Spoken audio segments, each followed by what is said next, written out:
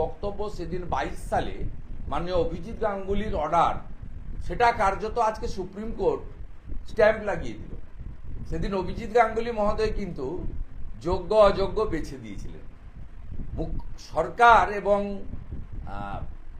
আমাদের এসএসসি যোগ্যদের তালিকা দেননি বলেই আজকে কিন্তু এই পরিণতি হলো। সুবল সোরেনদের মতো অনেক কৃতি শিক্ষককে আমরা অকালে হারালাম। যখন 7ই জানুয়ারি ডেট ছিল 2025, ওই যোগ্য অযোগ্য তালিকা দেওয়ার শেষ সুযোগ সুপ্রিম কোর্ট দিয়েছিল। আপনারা জানেন যে আমরা 31 ডিসেম্বর ভারতীয় জনতা পার্টির 15 জন এমএলএ এসএসসির কাছে যাই।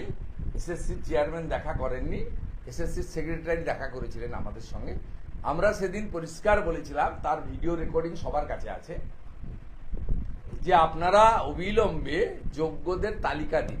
আমরা সেক্ষেত্রে বলেছিলাম পুড়িয়ে ফেলেছেন, নষ্ট করেছেন, কিন্তু সিবিআইকে আপনারা অনেকেই অযোগ্য অমুক তমুক অনেক কথাই বলেন। তার সিবিআই যেটা করেছিল, গাজিয়াবাদ থেকে তাদের মডার্ন টেকনোলজি ইউজ করে তারা ডিভাইস থেকে কিন্তু ওএমআর বের করে দিয়েছিল। তাতে কারা ওএমআরে চাকরি নম্বর কত পেয়েছে সেটা কিন্তু সিবিআই করেছে।